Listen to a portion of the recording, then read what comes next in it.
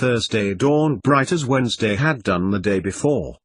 The sunlight through the window woke up Septimus again, and he turned over, pulling the covers closer to him. What a week it had been! A week ago he and Mum had gone to Diagonally and bought the lightning shot, got fitted up for some robes and chatted about what Hedgewoods would actually be like. After that he'd gone out with Julian across the mountains for a last day of exploring. Then he was on the train with the other students, eating the Hedgewoods feast, watching as the older students tried out for places in their respective houses' Quidditch teams, learned about why it was important to respect everyone despite where they came from, what they looked like and what they could do. Now, 2 days into lessons, and Septimus had to admit he was settling in.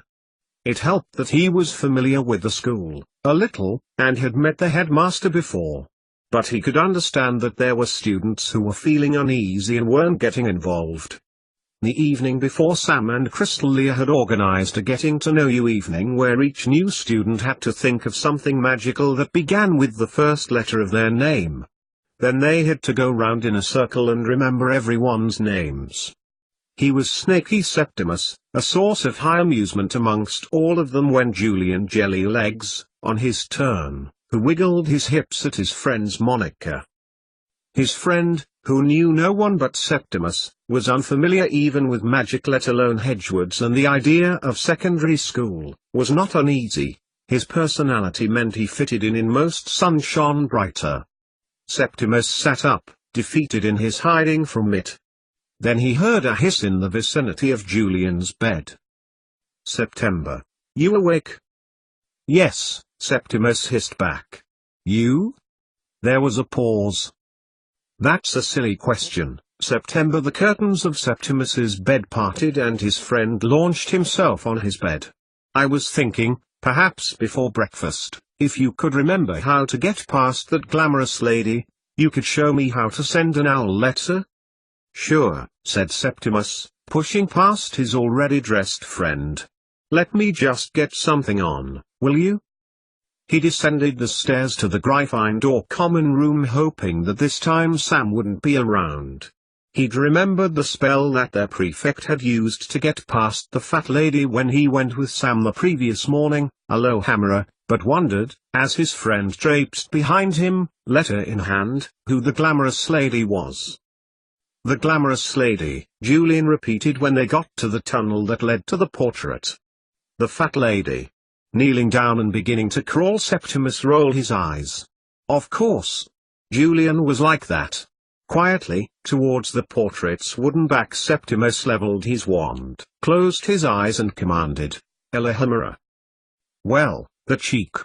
The voice of Gryffindor's entrance portrait uttered her outrage as the spell turned the hinges on her right-hand side. "You're not supposed to be out of the tower until 8 o'clock. Septimus opened his eyes. Instead of the portrait's back before him, he was astonished to find the flagstone floor of the corridor in front of him. The magic had worked. "Come on." He scrambled out of the tunnel and down onto the floor, Julian scampering behind him. "It might close before you come out." Septimus could almost see the steps that he and Sam had left in the grass sods which led the two boys from the castle over the down and to the base of the owlery. Up they climbed before they were standing in the doorway to the hub of the world, where airmail was a given fact once you had chosen your owl to do the mail delivery for you. "Is it always this noisy?" asked Julian, putting his hands over his ears. "Yesterday it was," said Septimus, crossing the uneven floor to where Mervyn was roosting. He tickled the little bird behind his ear and his owl stretched up, nozzling back. Julian hurried over to his friend. "He's yours, isn't he?" Reaching over to Septimus withdrew his hand and let Julian fuss Mervyn. At once, the little owl opened one eye and stopped inclining his head, staring at the owner of the hand that wasn't Septimus with one shoe button eye. As if in acceptance as Julian fussed him some more, Mervyn closed his eye and allowed him the honor of the fuss. "So," said Julian at length, looking around the busy information terminal, "can we choose any owl? Can I send my letter home with Mervyn?" "One of the school owls can take it for you," said Septimus, pointing him in the direction of the yellow-ribboned tawnies. "Mervyn is too little. He has to be here with the others for at least a year, till he's grown and learned how to do things." "And the rest of the owls belong to other students?" Septimus nodded. "Here," he said, taking the letter from Julian, who was nervously edging towards the indifferent school owls and, with a whole one morning's experience, folded the letter in half and tied it round the closest owl's leg. With a hoot of acceptance the tawny owl hopped to the window, launching itself out of the window. Julian looked down. Septimus followed his friend's gaze, an imaginary parabola, as the bird soared. "Cool." He turned to Septimus. "That's so cool. It's taking my letter." "How does it know?" Julian paused as he crossed the floor towards the steps back down, leaning out. He turned back to Septimus. "I know. It's magic, right, Septimus?" He poked his head back inside. "September? You coming?" He walked back over to his friend. "September? I'm just—" Septimus folded back up the letter that he was going to post to his mother, putting it back into his trouser pocket. "Nothing. Come on. We'd better get back before we get in trouble." "That's what I said!" exclaimed Julian as he hurried after his friend. Approaching the fat lady's portrait again, Septimus levelled his wand. The castle was a little livelier than it had been as they'd left. The clock tolled 7 as they stood before her. "Oh, it's you again," she sniffed, looking down on them. "Don't you spell me again, young whippersnappers. It's 7 now. You can use today's password." Septimus hesitated and exchanged looks with Julian. They were outside the common room now. It was at 7 that Professor McGonagall met with the prefects to share the password. They then went back to their respective dormitories and shared it with the rest of the students. "We don't know it," replied Julian, grinning. "Being on the outside, rather than in, you see." "How unfortunate for you." They both turned. For it was not the fat lady who had addressed them. Septimus felt his heart drop as Professor McGonagall stared down on them both, her face rigid with fury. "And just what do you think you are doing, being out of the common room before 7? As Julian began to answer, she held up a hand. "I do not think I wish to know, Mr. Scott. Suffice to say you will be cleaning the common room this evening dash." "Oh, Professor. We dash. And tomorrow evening too. Professor. We dash." "Shush," hissed Septimus to his friend. "It's my fault, Professor. Julian just wanted to send a letter home, and felt embarrassed about asking dash." "I wasn't." Septimus nudged him in the ribs. Seeing as he is a non-wizard, and didn't want to feel he was going to be laughed at. Septimus felt Julian's eyes boring into the side of his face. He knew if he turned Julian would probably thump him. Instead he gave his most earnest look to their head of house. "I see." McGonagall looked at Julian, who was now staring at his feet in fury, then back to Septimus. "Well, we have procedures in place, Mr. Scott. However, I understand the first few days of school, especially for yourself, may be a little uneasy." Now, she looked at the fat lady. "Leonix Leonis." The portrait swung open. "Thank you, Professor," nodded Julian, glaring at Septimus with an "I'll get you back" look on his face. He jumped to passage height before crawling through. Septimus was about to follow, but McGonagall held up a hand. "No, Mr. Lupin. Before you dress properly," she began, looking at his jeans, sweater and trainers, "you need to come with me. The headmaster wishes to talk to you." Septimus glanced at Julian, whose look had changed to one asking, "What have you done?" And he shrugged and shook his head at his friend. "Why, Professor? I've no idea. But he wants to see you. Now." Walking through the corridors, past the Great Hall and to the entrance to the headmaster's office was by no means an easy one when you're trailing a teacher. The students he passed all stared at Septimus, asking the unspoken question which his friend had voiced just now. What had he done? He stood next to Professor McGonagall, who, to the gargoyle at the bottom of the steps, said, "Bath buns." Steps descended and she ushered him up them. He was about to find out. At the top of a long climb, Septimus came to a door. Nothing fancy was there about it to indicate that it was one led into the headmaster's office, and a thought struck him as to whether it was the right one. Well, there was only one way to find out. After rapping on the door a few times and waiting, Septimus wondered whether he should go back down when he got no reply, and then panicked. Behind him the stairs had gone. Not simply been closed back up by the statue below, but had disappeared. He turned, and faced the door again. He had his wand, but what good would that do against wood and stone? He only knew 2 spells, and while one of them helped he and Julian get out of the common room, it didn't guarantee that it'd work here. The other one tied shoelaces so he didn't have to bend down. Useful, but of no use to him in this situation. Septimus knocked again, knowing that he must try the Elohimera spell if no one answered when, as he was about to knock, the door opened. Before he hit Professor Snape in the chest, Septimus lowered his hand and looked up at the headmaster of Hedgewoods. "Why, you wanted to see me, Professor?" "Ah, yes. Septimus, please come in." Severus Snape held the door open to him, widening his gesture invitingly. "You're most welcome." Closing the door behind him, Professor Snape walked past Septimus and stood by his desk, looking down at the sheaves of paper and shuffling them into a neat pile. "Thank you for coming so promptly. Please, take a seat. I won't keep you for long," he added, looking up momentarily. What had he done, thought Septimus as he nervously made his way to the roll-back chair made of a dark wood and whose seat was lined in velvet. Then another thought struck him. "Is it about Dad, sir? Is he awake?" Snape looked up again and fixed Septimus with a stare. "Your father is, as far as I understand, still in a stable condition. As far as I know, he has not woken." "No, it is about you whom I wish to speak, Septimus." He moved away from his desk and walked round to the other side of it, leaning against it. Septimus felt his heart quicken.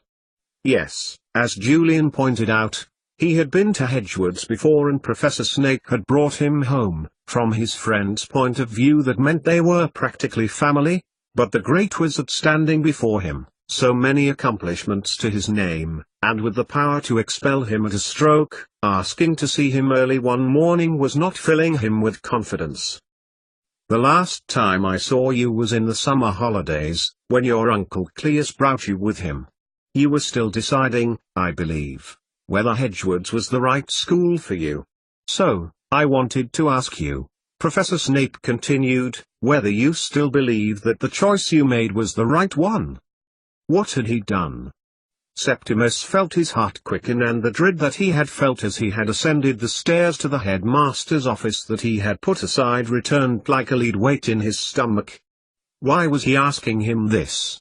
Did the professors all think he was no good, too lazy, or incapable of magic? "Sir, I'm sorry," Septimus began. He felt an apology was the best way to start, as his mind rested on the surefire reason that Snape had summoned him.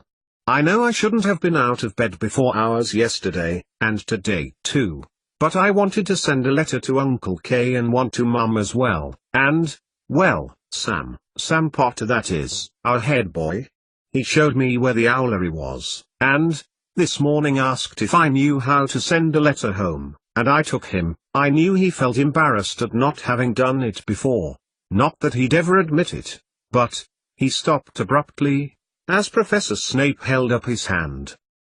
"Septimus Lupin," he began, a glimmer of amusement on his features. "If I didn't know better I would have believed your mother was standing before me. Relax. There is nothing for you to worry about, although I will add that there are rules governing dormitory hours for a reason. Septimus nodded absently as his mind wandered. So if not that, what?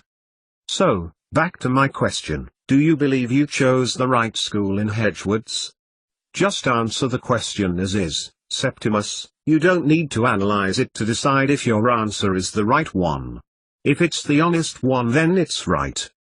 Septimus nodded again, thinking. Feeling. Was this the right place for him? The week had gone so fast, like he would never have believed. He'd been looking forward to going to Hedgewoods since he had known that it was a wizarding school. It had always felt right, until... Yes, replied Septimus, eventually. A well-considered answer, acknowledged Professor Snape, leaning back against his desk. But, may I press you? He paused. You don't seem wholly convinced by your answer.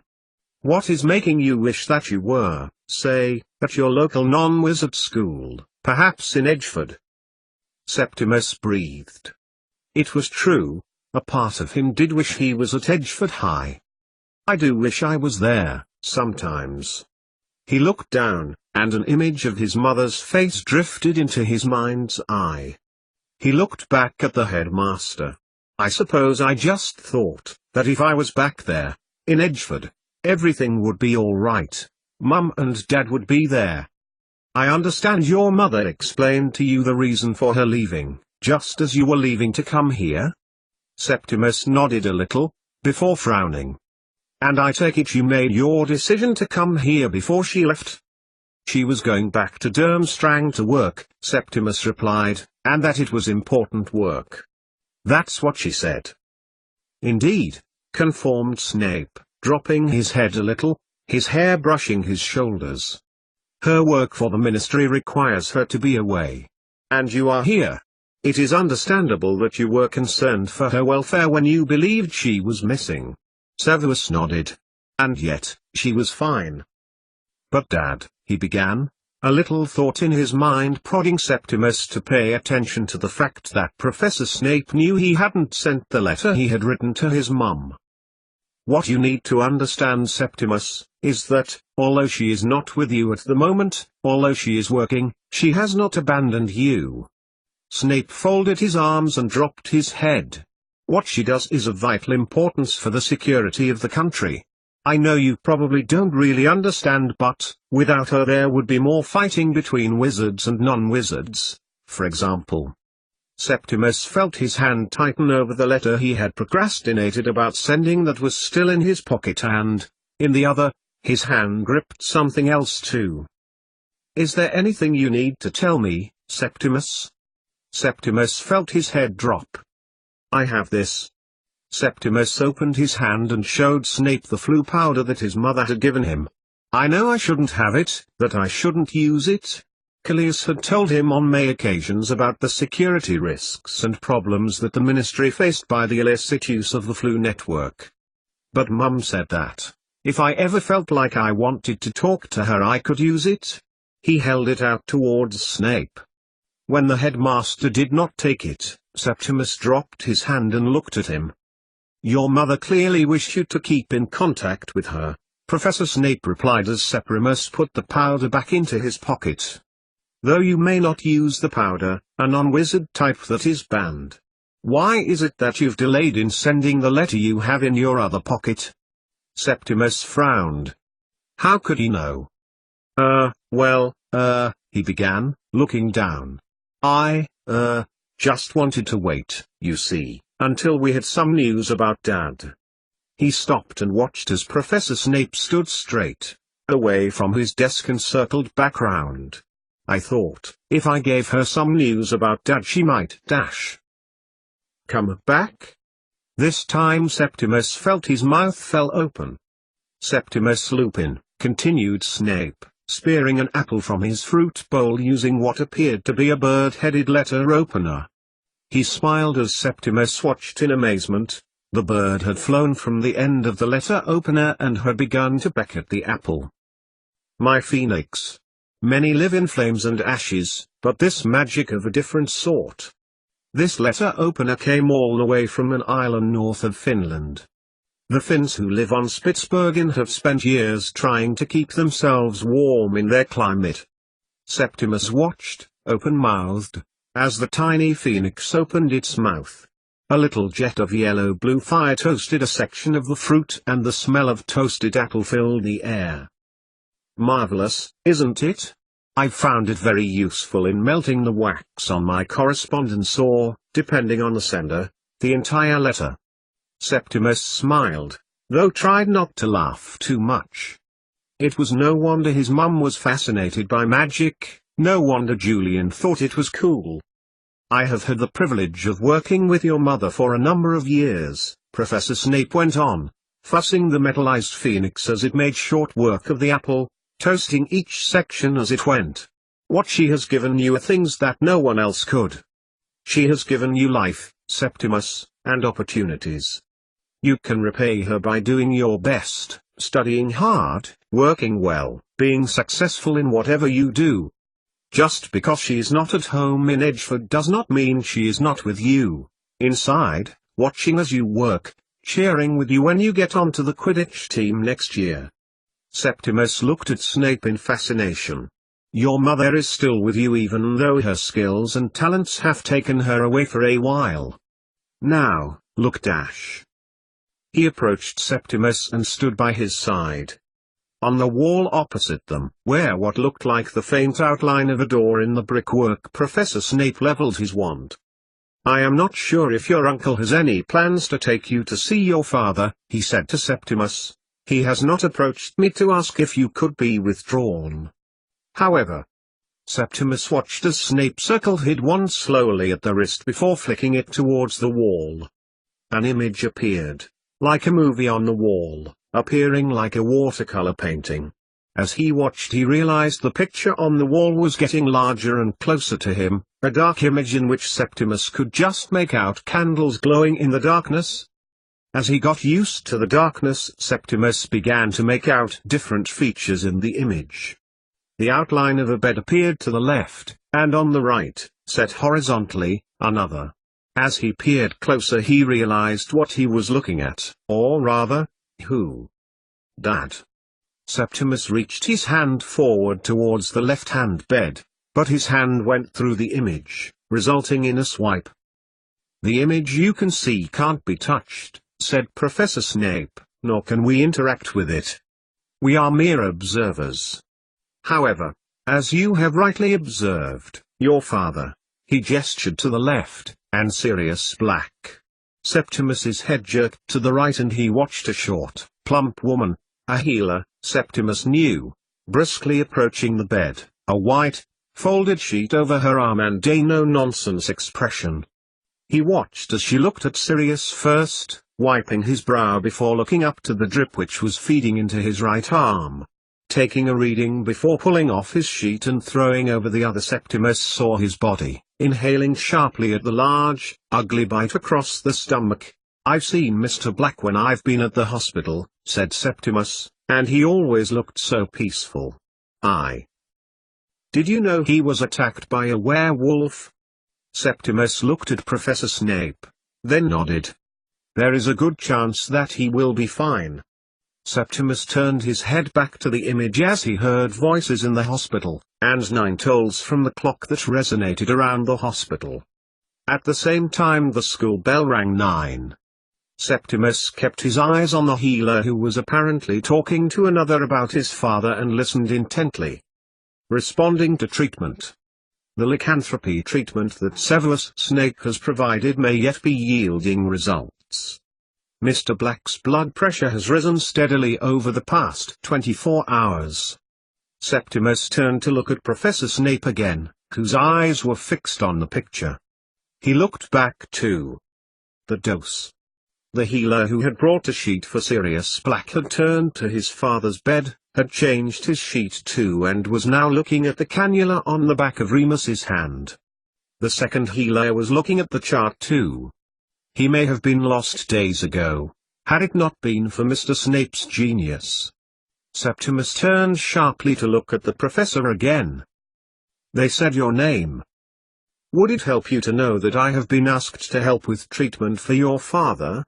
Septimus nodded. If there was a more intelligent wizard, a finer mind, she didn't know it. What he didn't know wasn't worth knowing. Septimus heard his mother in his head, saying the words that she had done almost a fortnight ago to him, and on several occasions before. To know that his fine mind had been put to Septimus's deepest worry was comforting. "Now," said Professor Snape, turning his wrist before flicking it again, the image disappearing as it had appeared, "I think you could find room at the bottom of the letter in your pocket to add a few more things. I know your mum would really appreciate hearing from you." 88,888,888. A shower of rain and 3 reciprocators had ducked into a bus shelter. Their night, although long, had stretched into the morning. So many isolated incidents, being called all over the country to support the Aurors or one another. Bathsheba Bradle had arrested, stunned and stupefied 8 conjurists who had chosen to break into, or just break the windows of, non-wizard businesses, houses and, at Anfield, the windows of the football club. It had been tiring, keeping the peace, defending property and walking the street. "I feel like my feet are about to fall off." Nymphadora Tunks pulled off one shoe, and then the other, rubbing them in turn. "Do you know I had to petrify a nutter on the top of the Angel of the North to get him down? Merlin knows what he was trying to do." She leaned back against the glass, sighing. Jason said there'd been a few fires lit in the suburb behind. No one knew who'd lit them, but there were some non-wizards out shouting about wizards doing it. "It was the same in Cornwall," agreed Kingsley. "Lou, Fowie and Mevagissey have lost their tourists now, but still there were conjurists targeting guest houses and souvenir shops. I caught one hiding in a fish bait shop. They'll be smelling him at the ministry long after Cetola's finished questioning him, I shouldn't wonder." "That'll teach him for being so keen," replied Tunks. "Ah, that's better." Bathsheba looked down. Instead of changing her shoes, as she would have done, Tunks had changed her feet to a slightly smaller version of her own. "Good thinking," she nodded, approvingly. "How are you, Tunks? It's been ages since you've been out on a job." "Very well, Sheba," Tunks nodded. "A while, I know. It's good to be out." "And how's Nick, your beloved?" asked Kingsley, in his inimitable style. "And dear Freya?" "Both good," she nodded, her tone changing to one of guarded caution. "Nick's a manager now. Heaven knows how that happened. Freya," she paused, "is on the right tracks at last. She's working in a cafe at the moment, brining in some cash for herself. She wants to work with animals. I know that she's been looking into a course about veterinary care. Working for a vet would suit her, I think, so she's saving up." "Is she still seeing Dudley Black?" asked Bathsheba. Tunks nodded. "But I think it upset her that Cecilia wasn't in touch with her. I hoped she wouldn't go off the rails again. I'm just hoping that it's what she did as a teenager and she's grown out of it." They looked down the road. Cars were passing now, on their way to work. People were on the street with briefcases and bags, on their way to work and school. "I can't wait to get back to HQ," said Kingsley, looking the other way to where the traffic lights at a busy junction had changed. Cars began to make their way down the dual carriageway, picking up speed as they passed the bus shelter. A bacon butty made by Molly Weasley, perfection. "I expect we should be going," agreed Bathsheba. "We've got plenty of witness statements to submit. I think you did the best out of all of us, Tunks," she nodded.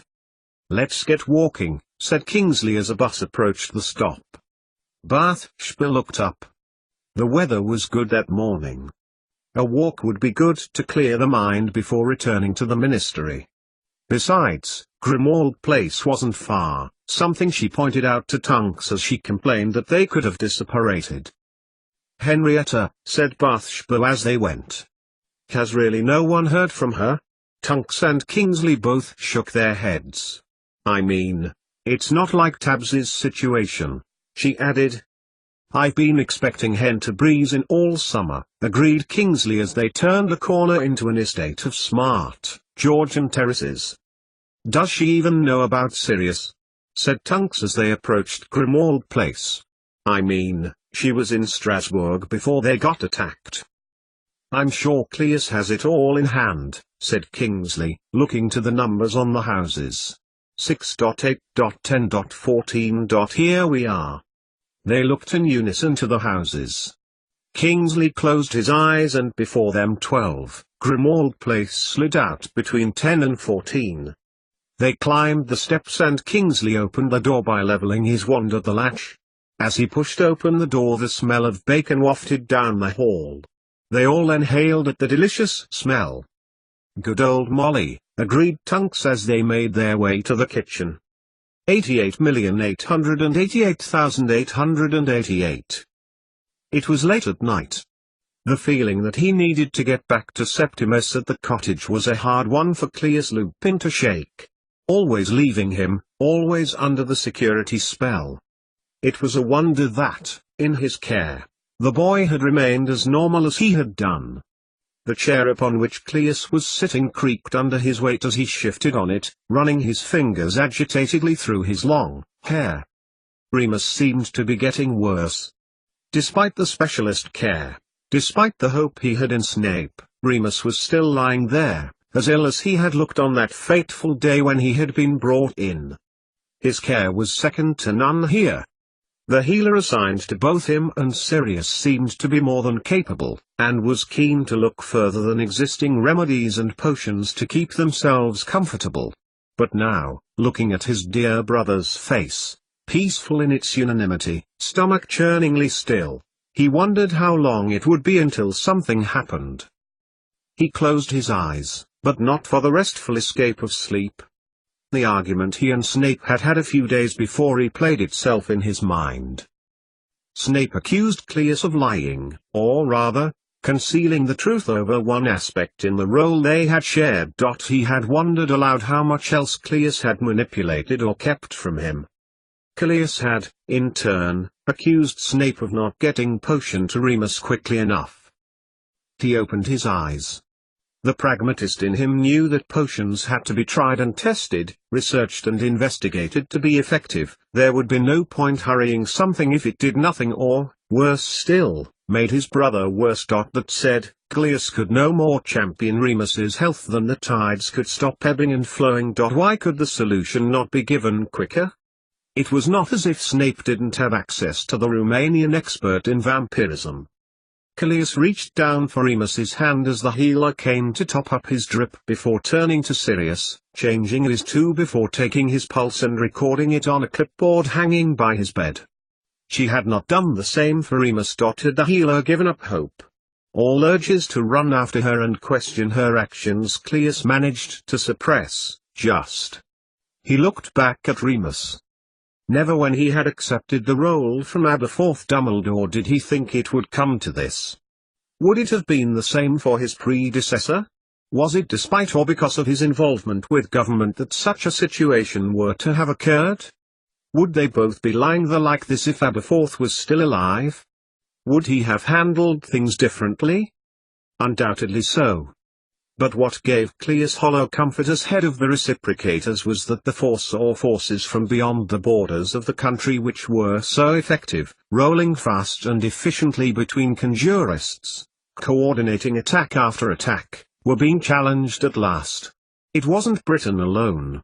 And one pattern seemed to be in common, for those attacks which appeared to be organized in some way, rather than being wizards who had had too much to drink and thought they would make trouble under the umbrella of conjurism, was that it was just their property which was being targeted. Why were those with no magic being spared the ire and hatred of these extremists? What was really going on? And then there was the sign, the sea within a sea. So like the sign of the old magic, a circle within a circle. Even felt that he could empathize with the conjurists when they based their beliefs on tacit tenets entrenched in wizardry since the dawn of time. Do you not feel one iota of guilt and shame of what that boy has gone through at your hand? He heard Snape's voice ringing in his ears as their replayed argument continued in his mind. She did her duty, what she had to do, what she wanted to do. I doubt she wanted to be away from her son. In fact, isn't he the very reason she returned? It is for her son, for the sake of our world, that sacrifices have to be made. Surely Snape had to see that. They do, but sometimes you presume too much on people's good nature and bend their weaknesses against them. They had been allies at first, back to when he had perfected the wolfsbane potion that not only eased symptoms but limited them for good with one dose. Now, after all that had passed between them in recent months, quite the opposite could be said of Severus Snape and Cleus Lupin. An air of mistrust and uncertainty between them, an atmosphere in which they both operated. It was not I who cut off Cecilia's only correspondence so cruelly. Have you made the potion she sent you the instructions for? I have not, for it was incomplete. A waste of time and effort when there are more important things which need to be done. He held out his hand, gesturing towards Cleus. But that does not justify your treatment of Cecilia.